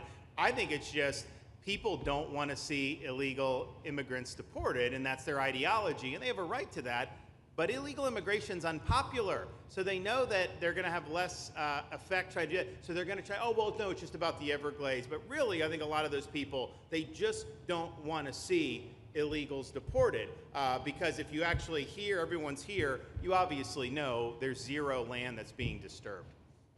Well, when we talk about popularity, though, I will say I ran on the issue of illegals, and we have to get them out.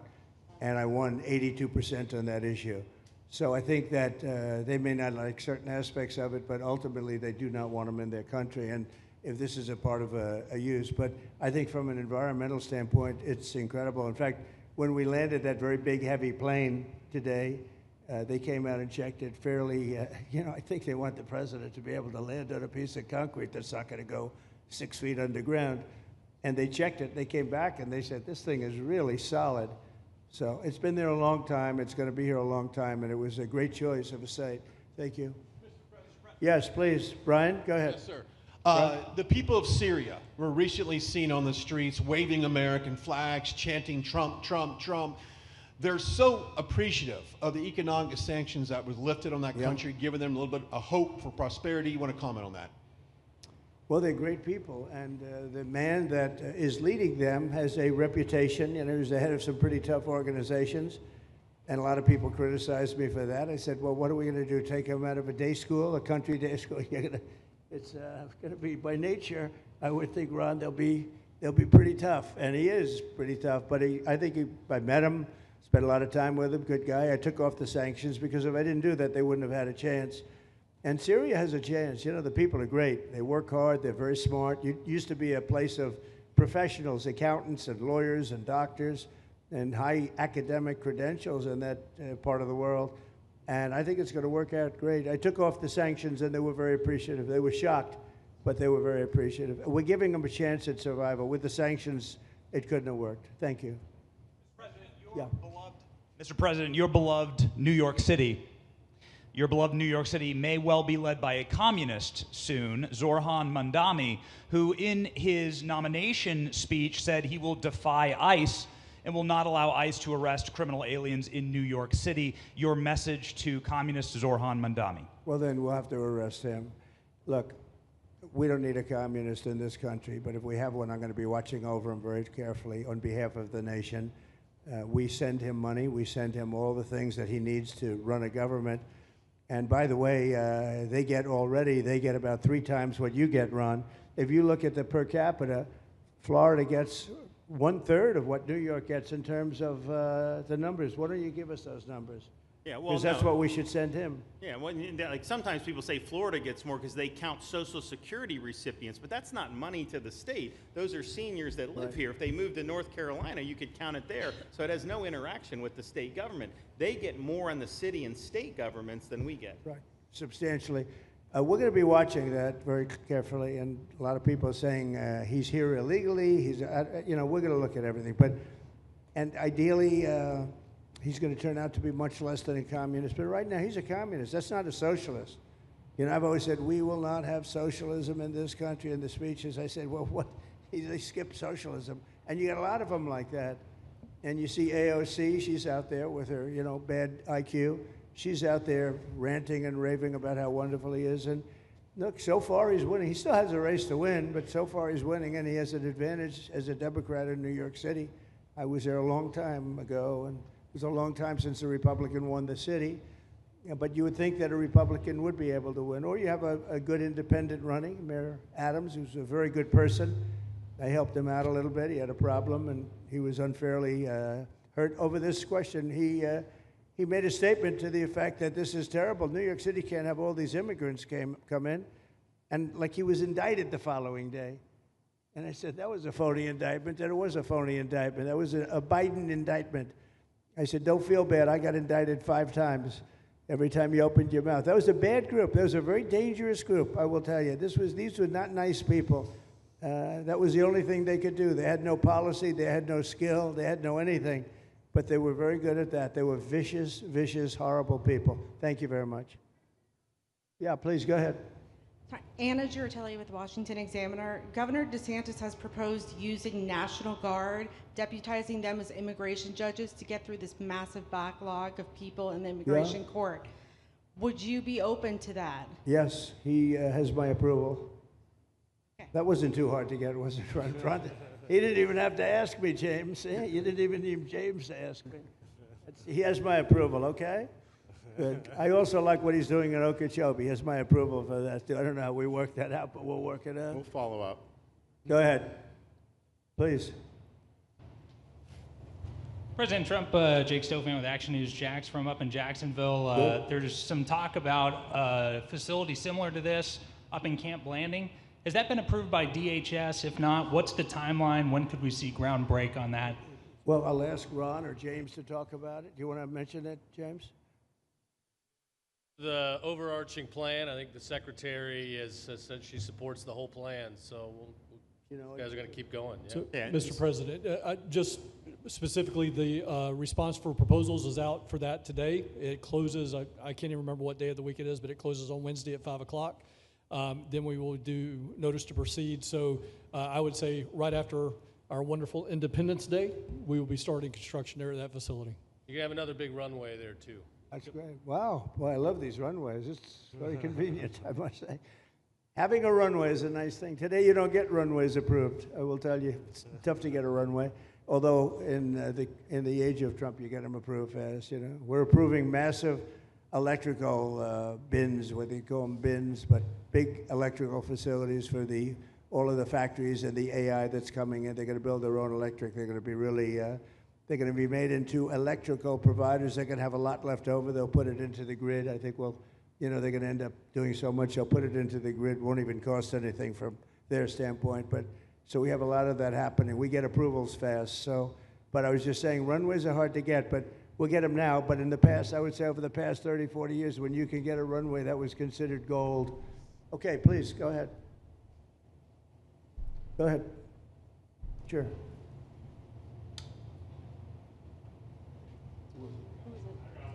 Okay, go ahead. Yes. President Trump, Laverne McGee, News 6, Orlando. You have fulfilled several campaign promises, along with the help of Governor Ron DeSantis. What is the next campaign promise that you plan to fulfill to the American people?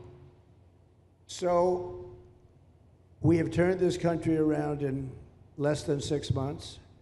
And when I was away, and I was telling Ron, I was telling some others, I've said it a little publicly, I guess, but I met a lot of very important people. The King of Saudi Arabia, I was there 2 weeks ago, and Qatar, the leader of Qatar, who's great, and the leader of UAE, who's great. These are very substantial people, very smart people, and good people.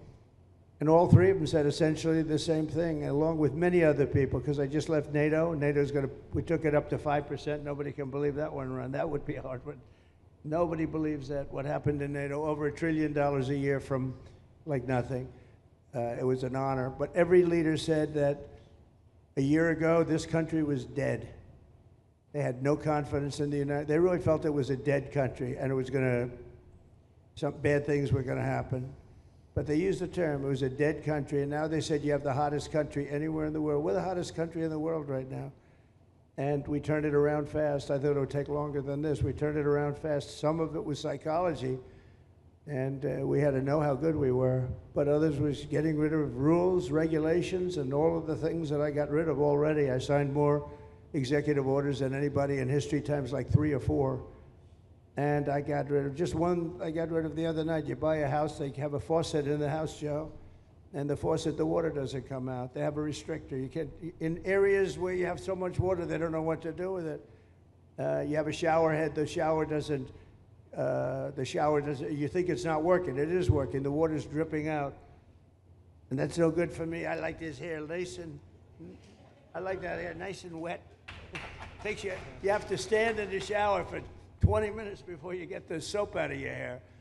And I put a thing in, and it sounds funny, but it's really not. It's horrible. And when you wash your hands, you turn on the faucet, no water comes out. You're washing, the water barely comes out. So this was done by crazy people. And I wrote it all off and got it approved in Congress so that they can't just change it, because I did it in my first term. Everyone was so happy. And then one of the first things that Biden did when he came back is he put the restriction on showers, toilets, and sinks. Put this restriction, and washing machines. Washing machine, they give you like a quarter of this bottle to do your clothing. And people needed 10 of these bottles. And the people came to me from Whirlpool. They said, we can't make a machine that's competitive. We can't make a machine anymore. It doesn't work. Why? They don't let us use water. Do you have any problems with water? No, we have so much we don't know what to do with it. You know, it comes down from heaven, right? And I approved all of that, the washing machines, the whole thing. The dishwashers, that was the other one. They give you like this much water right up to there to do your dishes. So people, you know what they do? They keep pressing the button. So they end up doing the dishes 10 times. They end up using more water than you would have used if you did it right in the first place. So all of that stuff has been written off. It sounds crazy. It's little things. The straw. I let you go back to a plastic straw. I was tired of having straws melt in my mouth, you know? It wasn't working. The paper wasn't working too well. So these are little things that I did. Then we have the big things. We have the biggest things, and that has to do with some of the subjects we're talking now. I think the things we're talking about now are the biggest, because if you don't have borders in this country, borders and good elections, and we're working on that next. There's some bills coming in that's going to make sure that you're a citizen, that people aren't counted in the voting when, you know, they were here and they're here as illegals and they're criminals in many cases, and they give them a count, and you end up with extra congressmen. We're going to work on that. We're going to straighten that out next. That's going to be easy compared to what we were doing. But we did the big things too. But little things like that, a straw, little things like a washing machine with no water. People go out, they spend all their money on a washing machine. The damn thing doesn't work. You can't use the water. Then you go to your sink, and that doesn't work either. You're stuck. You know what you do? You have dirty plates the next day. That's it. And we solved so many common sense problems. And they weren't easy. You know, there are people that really believe in this stuff. But, you know, most states have so much water, they don't know what to do with it. And look at North Carolina. I mean, they had a lot of water, and they have to get restrictors on their, you know, on their kitchen faucet. So we're very proud of the things we did, and we're going to do a lot more of them. Yeah, please, go ahead. You guys in good shape. Hey, it's Eric Bowling. How you doing, sir? Something we've talked about for, I'd say, better part of 20 years. I think it's something near and dear to your heart, energy, our energy security. Under Joe Biden, average price of oil for the 4 years was about $79 a barrel. He drained the SPR halfway down, promised to replenish it, never did. Right. Under you, first term, $53 average price for 4 years. Biden was $78 for 8 years. It was never refilled. The question is now it's $64 or so. Yeah. What coming down rapidly. Coming down, and what a great opportunity to fix another one of Joe Biden's problems, one of the things he broke in America, giving us the energy security of an emergency SPR, Sure. Fill it to, maybe even go beyond and fill it to 1 billion barrels this time at a much cheaper price. Thoughts on the energy sector? So it holds 77 million barrels, and we had it up to the top, if you remember. And I was proud of that, and I made a deal to buy it at the lowest price of oil. It was a good deal, good instinct. And we filled it up, and when he came in, he started using it to keep oil prices down because he blew our energy policy out. Energy and his bad spending is what caused inflation. So now we have no inflation. Gasoline just hit $1.99 today in 5 states. $1.99, isn't that a nice sound? It was up to $4, and going up to $5, $6, and $7. In California, it was $7.70. But we just hit in five states, $1.99, $1.98.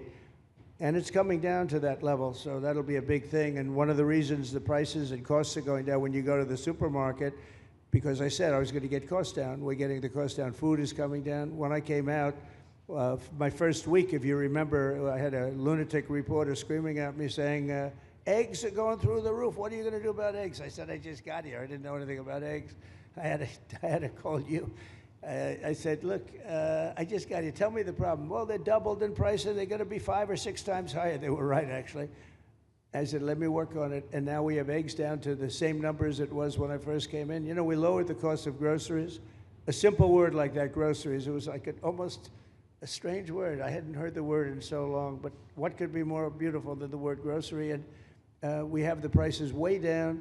We have the energy way down. Energy brought the groceries down, if you want to know the truth. And, you know, so we think we're going to get it lower, and we're going to fill up the national it's called the Strategic National Reserves. I had it topped out, and this guy would use them every time before the election. He'd use them whenever they had an election. It was artificial.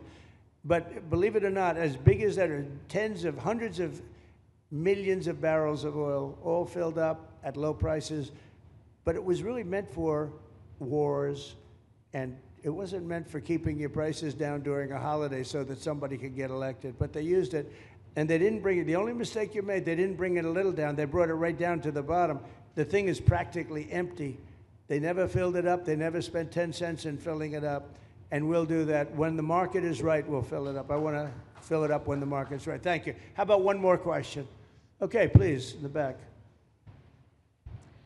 Dana Marie McNichol, Fox News Channel. Mr. President, is there an expected time frame that detainees will spend here, days, weeks, months? And does that have anything to do with the immigration judges you just spoke about being trained and staffed here? When you say, what was the first part of your question? Is there a specific time frame you expect the detainees to spend here? Days, weeks, months? In Florida? Yes, here at Alligator Alcatraz. I'm going to spend a lot. Look, this is my home state. I love it. I love your government. I love all the people around. These are all friends of mine. They know them very well. I mean, I'm not surprised that they do so well. They're great people. Ron has been a friend of mine for a long time. I feel very comfortable in the state. I'll spend a lot of time here. I want to, you know, for 4 years, I've got to be in Washington, and I'm okay with it because I love the White House. I even fix up the little Oval Office. I make it, it's like a diamond. It's beautiful. It's so beautiful. It wasn't maintained properly, I will tell you that. But even when it wasn't, it was still the Oval Office, so it meant a lot. But I'll spend as much time as I can here. You know, my vacation is generally here because it's convenient. I live in Palm Beach. It's my home. And I have a very nice little place, nice little cottage to stay at, right? But we have a lot of fun, and I'm a big contributor to Florida, you know, pay a lot of tax. And a lot of people move from New York, and I don't know what New York is going to do. A lot of people moved to Florida from New York, and it was for a lot of reasons, but one of them was taxes. The taxes are so high in New York, they're leaving. I don't know what New York's going to do about that, because some of the biggest, wealthiest people and some of the people that pay the most taxes of any people anywhere in the world, for that matter, they're moving to Florida and other places. So we're going to have to help some of these states out, I think. But thank you very much. I'll be here as much as I can. Very nice question. With that, I'd like to just end by saying I want to thank Ron and James and all of the people that have done such a great job, all of your staff. Really fantastic work. And it really started with site selection. You can do a great job, but if you have the wrong site in real estate, you have the wrong site, you're dead. And this was a great site selection, despite what you may read in the environmental press. Good job. And this was an honor for Christy and myself and Steve and all of our people to be here. And I also appreciate the media. They've treated us very fairly. Over the last few weeks, I've been treated very nicely. And it's so unusual. I'm not used to it, but we've gotten great accolades. Brian, I want to thank you for calling out, because I was waiting here because I knew the vote was taking place and I'm answering questions, right? So I want to thank you very much and say hello to our friend. And I will see a lot of you. Thank you very much. We're going to make America great again. Thank you very much. Thank you. Thank you.